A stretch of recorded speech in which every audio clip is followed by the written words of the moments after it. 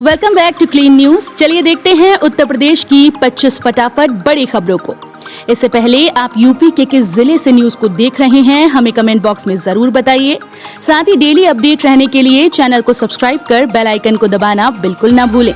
आज का like M 500 है, उम्मीद करते हैं कि आप इसे पूरा करेंगे।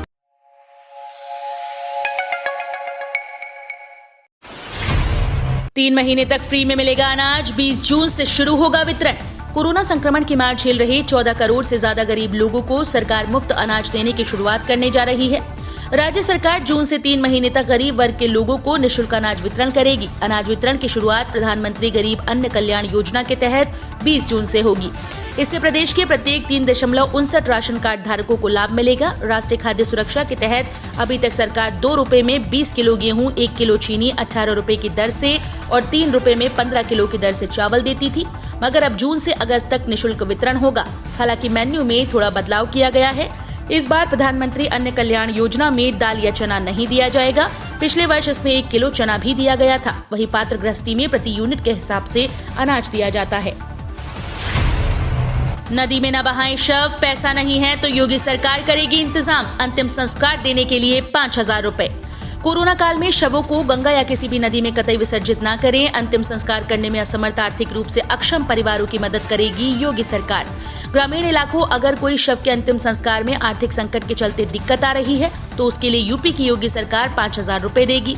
ग्राम प्रधान की जिम्मेदारी होगी कि वो गंगा में शवों को प्रवाहित करने से रोके और अगर रुपयों की कमी से किसी का अंतिम संस्कार रुक रहा है तो पंचायत की ओर से उसे 5,000 रुपए की धनराशि दिलाएं। सहारनपुर में बोले सीएम योगी, इस वजह से यूपी में नहीं लगाया संपूर्ण लॉकडाउन।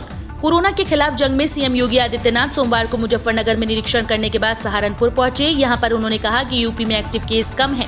5 मई में गांव की भी स्कैनिंग हो रही है। कहा कि मेडिकल सुविधा, होम आइसोलेशन से इलाज दिया जा रहा है। कहा कि यूपी के मॉडल को WHO ने सराहा है। अन्य राज्य भी यूपी का अनुसरण कर रहे हैं। ऑक्सीजन में प्रदेश आत्मनिर्भर बनने जा रहा है। 300 नए प्लांट यूपी में लगने की तैयारी हो रही है। सहारनपुर में ही अकेले 11 नए प्लांट लगेंगे। 1 करोड़ लोगों को यूपी में वैक्सीन उपलब्ध कराई गई। 18 से 44 साल के लोगों को प्रदेश सरकार वैक्सीन लगवा रही है। सहारनपुर में 13,000 युवाओं को वैक्सीन लग चुकी है। शव को नदियों में फेंकने पर लगाई जाए रोक, यूपी और बिहार को केंद्र का निर्देश। केंद्र सरकार ने कोरोना महामारी के बीच शवों को गंगा और इसकी सहायक नदियों में फेंकने के मामलों को संज्ञान में लेते हुए महत्वपूर्ण निर्देश जारी किए। केंद्र सरकार ने उत्तर प्रदेश और बिहार से कहा कि शवों को गंगा और इसकी सहायक नदियों में फेंकने पर रोक लगाई जाए और उनके सुरक्षित, सम्मानजनक अंतिम संस्कार पर जोर दिया जाए। ये निर्देश ऐसे समय में दिया गया जब हाल में कोरोना संक्रमण के बढ़ते मामलों के बीच नदियों में अनेक शव तैरते मिले थे। अखिलेश यादव का तंज, कोरोना काल में पूरी तरह पर्यटन मोड पर है योगी सरकार। अखिलेश यादव ने कहा कि खासतौर से गांव में कोरोना या ब्लैक फंगस संक्रमण को रोकने की कोई व्यवस्था नहीं, न बड़े पैमाने पर टेस्टिंग हो रही है, न दवाएं हैं, लेकिन उत्तर प्रदेश सरकार निरंतर पर्यटन मोड पर चल रही है। पहले दूसरे राज्यों में प्रचार के बहाने जाते थे, अब जिलों में दौरा कर रहे हैं। राज्य में काम बंद है। यूपी में 1600 शिक्षकों की मौत का दावा, सभी को 1 करोड़ मुआवजा और पुरानी पेंशन को लेकर आई ये खबर। उत्तर प्रदेश प्राथमिक शिक्षक संघ ने दावा किया कि अब तक उन 1600 शिक्षकों की मौत हो चुकी है जिन्होंने पंचायत चुनाव में ड्यूटी की थी। ऐसे में शिक्षकों ने मांग की कि पंचायत चुनाव की ड्यूटी करने के बाद कोविड-19 के संक्रमण के कारण मरने वाले शिक्षकों को 2005 से पहले लागू पुरानी पेंशन दी जाए। कोरोना काल में योगी सरकार का बड़ा ऐलान, कर्फ्यू से प्रभावित लोगों को दिया जाएगा भत्ता। कोरोना संक्रमण के बढ़ते प्रकोप पर नियंत्रण पाने के लिए उत्तर प्रदेश में एक बार फिर से कर्फ्यू बढ़ा दिया गया। राज्य में 24 मई की सुबह 7 बजे तक कर्फ्यू जारी रहेगा। कर्फ्यू के तहत पाबंदियां ज्यों की त्यों लागू रहेंगी। इस लॉकडाउन का सबसे ज्यादा नुकसान दिहाड़ी मजदूरों, रेहड़ी और आर्थिक रूप से कमजोर वर्ग को हो रहा है। लॉकडाउन से परेशान लोगों को ध्यान में रखते हुए राज्य की योगी सरकार ने एक बड़ा फैसला लिया, जिसके तहत रेहड़ी पटरी वालों को प्रदेश सरकार 1,000 रुपए की आर्थिक सहायता देगी।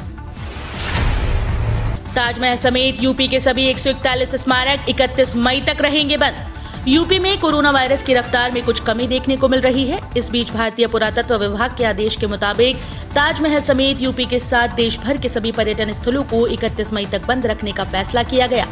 बता दें कि देश में 3,693 स्मारक के अलावा 50 संग्रहालय हैं। बता दें कि उत्तर प्रदेश में ताजमहल समेत 141 पर्यटन स्थल हैं, जिन्हें 31 मई तक बंद कर दिया गया है। वैसे पिछले साल भी कोरोना वायरस संक्रमण के चलते पुरातत्व विभाग ने यूपी के साथ देश भर की सभी इमारतें बंद कर दी थी। ब्लैक फंगस से निपटने के लिए यूपी सरकार ने बनाई विशेष योजना, डॉक्टर्स की होगी ऑनलाइन ट्रेनिंग। कोरोना वायरस संक्रमण के मामलों में कमी आई है और सरकार ने इस महामारी की तीसरी लहर से निपटने के लिए अभी से तैयारियां शुरू कर दी। मुख्यमंत्री ने ये भी कहा कि प्रदेश सरकार ब्लैक फंगस या म्यूकरमाइकोसिस को लेकर काफी गंभीर है और इसके इलाज के लिए एक विशेष योजना बनाई गई है। मुख्यमंत्री ने कहा कि ब्लैक फंगस संक्रमण को लेकर प्रदेश सरकार ने जागरूकता अभियान शुरू कर दिया और इसके इलाज की पूरी तैयारी कर ली गई। उन्होंने बताया कि लोगों को बताया जा रहा है कि ये बीमारी ज्यादा स्टेरॉइड लेने और डायबिटीज का स्तर ज्यादा होने से होती है।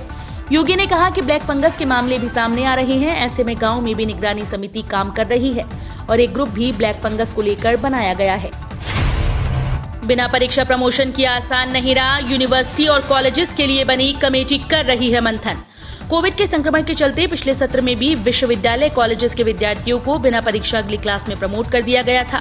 केवल हर पाठ्यक्रम के अंतिम वर्ष के विद्यार्थियों की परीक्षाएं करवाई गई थी। जो फॉर्मूला निकाला गया था उसमें प्रथम वर्ष या सेमेस्टर के विद्यार्थियों को इस आधार पर पास किया गया था कि अगले सत्र में होने वाली दूसरे साल या सेमेस्टर की परीक्षा के अंकों के आधार पर उनके पहले साल के अंक तय कर दिए जाएंगे।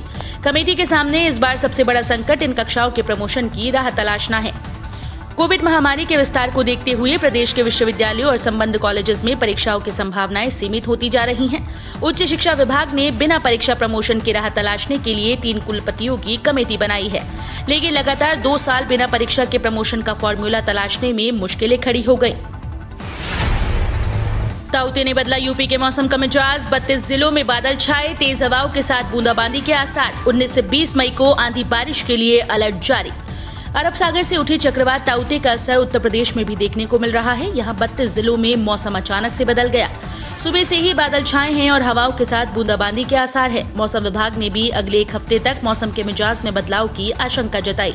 पूर्वांचल, पश्चिमांचल और अवध क्षेत्र के कई जिलों में सुबह से ही लोगों को तपती गर्मी से राहत मिल गई। लखनऊ, मेरठ, बरेली, बहराइच, संत कबीर नगर, गोरखपुर, फतेहपुर और वाराणसी में मौसम विभाग ने बारिश की संभावना जताई। उधर ललितपुर में रविवार रात से ही लगातार बारिश जारी है। यूपी में अब 30 दिनों के अंदर मिलेंगी नए स्कूल्स को मान्यता, जाने पूरी प्रक्रिया। उत्तर प्रदेश का बेसिक शिक्षा विभाग अब नए स्कूल्स के रिकॉर्ड समय में मान्यता दे देगा। नए नियम के अनुसार 30 दिनों के अंदर मान्यता की सारी कार्रवाई पूरी करनी होगी। आवेदन से लेकर मान्यता देने की पूरी प्रक्रिया ऑनलाइन होगी और इसकी मॉनिटरिंग मुख्यमंत्री के दर्पण डैशबोर्ड से भी की जाएगी। सीएम योगी के निर्देश पर यूपी के 66 जिलों के रिजर्व पुलिस लाइंस में कोविड केयर सेंटर स्थापित। उत्तर प्रदेश में पुलिस बल को तुरंत बेहतर स्वास्थ्य सेवा उपलब्ध कराने के लिए मुख्यमंत्री योगी आदित्यनाथ के निर्देश पर राज्य के 66 जिलों में स्थित रिजर्व पुलिस लाइंस में कोविड-19 मरीज देखभाल केंद्र स्थापित किए गए। राज्य सरकार द्वारा रविवार को जारी बयान के मुताबिक कोविड-19 के हल्के लक्षणों वाले या गैर लक्षणों वाले पुलिसकर्मियों को पृथकवास की समुचित व्यवस्था और जरूरी चिकित्सकीय मदद तुरंत उपलब्ध कराने के लिए पीएसी के 34 वाहिनियों में भी कोविड-19 मरीज देखभाल केंद्र स्थापित किए गए हैं। 23 मई को ऑनलाइन ट्रांजैक्शन में होगी दिक्कत, इस समय काम नहीं करेंगी एनईएफटी सर्विस। अगर कोरोना काल में घर बैठकर ऑनलाइन ट्रांजैक्शन कर रहे हैं तो आपके लिए बड़ी खबर है। 23 मई को नेशनल इलेक्ट्रॉनिक फंड ट्रांसफर यानी एनईएफटी सर्विस कुछ समय के लिए बंद रहेगी।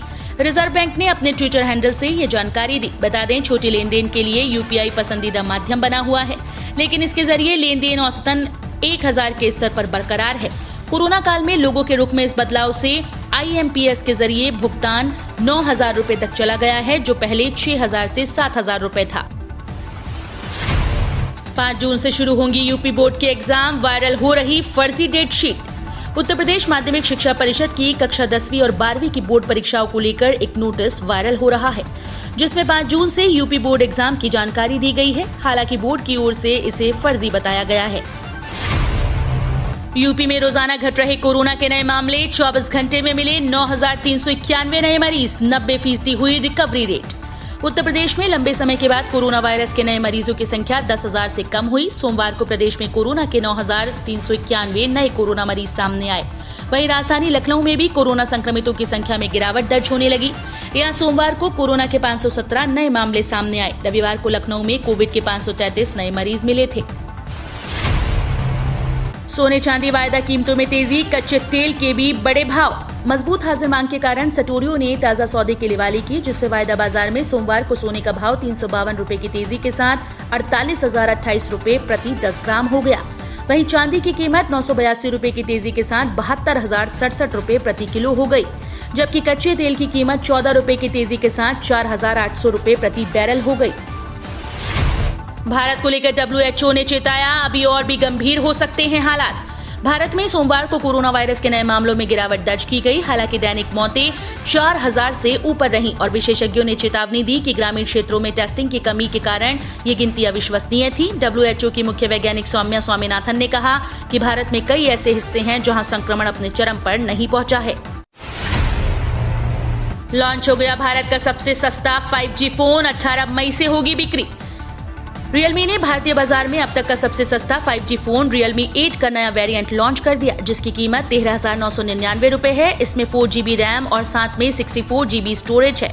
ये दो कलर ऑप्शन सुपरसोनिक ब्लू और सुपरसोनिक ब्लैक में बिक्री के लिए उपलब्ध होगा। फोन की बिक्री फ्लिपकार्ट पर 18 मई से होगी।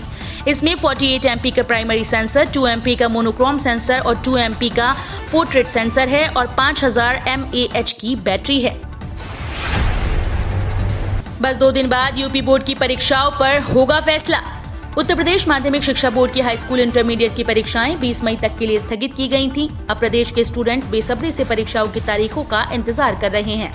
ऐसे में अब से 2 दिन बाद 20 मई को सरकार कोविड-19 महामारी से उपजी स्थिति का जायजा लेने के बाद ही परीक्षा की तिथियों पर फैसला लेगी। स्टूडेंट्स किसी भी तरह की फर्जी डेटशीट के चक्कर में ना फंसें। यूपी के डिप्टी सीएम पहले ही कह चुके हैं कि उत्तर प्रदेश माध्यमिक शिक्षा बोर्ड की हाई स्कूल, इंटरमीडिएट और विश्वविद्यालयों की परीक्षाओं को लेकर उत्तर प्रदेश सरकार 20 मई के बाद निर्णय करेगी। अगर पीएफ अकाउंट में नहीं किया है ये काम तो कट जाएंगे पैसे, आप भी जल्द कर लें। कर्मचारी भविष्य निधि संगठन ईपीएफओ के जरिए काफी सेवाएं दी जाती हैं। ईपीएफओ अकाउंट होल्डर्स को लगातार अलर्ट भी करता है और ब्याज देने के साथ ही कई सुविधाएं देता है। हालांकि कई बार आपकी गलती की वजह से आपको मुश्किल भी हो सकती है, क्योंकि ईपीएफओ के नियमों के अनुसार काम न होने पर आपके पैसे भी कट सकते हैं। जी हाँ, आपको अपनी संपत्ति पर भले ही ब्याज मिल रहा हो, लेकिन कई बार आपकी लापरवाही से दिक्कत भी हो सकती है। पीएम किसान योजना के लाभार्थियों को सरकार दे रही सस्ता लोन। भारत सरकार की तरफ से इस स्कीम के लाभार्थियों को सस्ते दर पर लोन का ऑफर दिया जा रहा है। ये लोन किसान क्रेडिट कार्ड के जरिए दिया जा रहा है। ये लोन आत्मनिर्भर भारत योजना के तहत मिल रहा है। सरकार ने सभी किसानों को इस स्कीम में शामिल करने के लिए दिशा निर्देश जारी किए। इसके बाद सभी बैंक और वित्तीय संस्थाओं ने जो किसान लोन लेना चाहते हैं उनको इस स्कीम में शामिल कर लिया था। इसके जरिए किसानों को सस्ती दर पर लोन दिया जा रहा है। कोविड-19 पर सुझाव और अनुभवों को लेकर प्रधानमंत्री मोदी ने की देश भर के डॉक्टर्स से बात। प्रधानमंत्री नरेंद्र मोदी ने सोमवार को देश भर के डॉक्टर्स से कोविड-19 पर उनके सुझावों और अनुभवों के बारे में जाना। समाचार एजेंसी ANI के मुताबिक पीएम मोदी ने कोविड केयर में लगे डॉक्टर्स के समूह से वीडियो कॉन्फ्रेंसिंग के जरिए चर्चा की। इस दौरान जम्मू कश्मीर, नॉर्थ ईस्ट समेत देश भर के डॉक्टर मौजूद थे। डॉक्टर्स ने इस खतरनाक महामारी से निपटने के दौरान अपने अनुभवों को साझा किया और अपनी ओर से सुझाव भी दिए।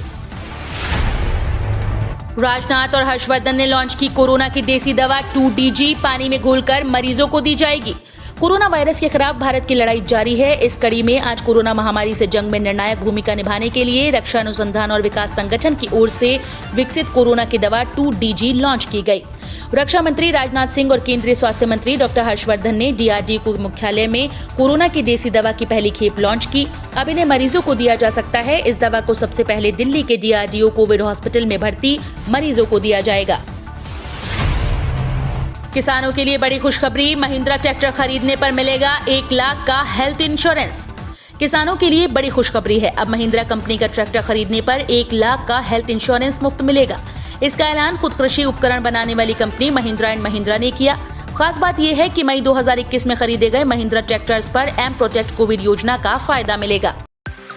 हम रोज ऐसे ही न्यूज लाते रहेंगे। यदि आपने अभी तक क्लीन न्यूज यूपी को सब्सक्राइब नहीं किया है तो फटाफट सब्सक्राइब कर लें। साथ ही बेल आइकन को प्रेस करना बिल्कुल ना भूलें ताकि लेटेस्ट अपडेट मिस ना हो।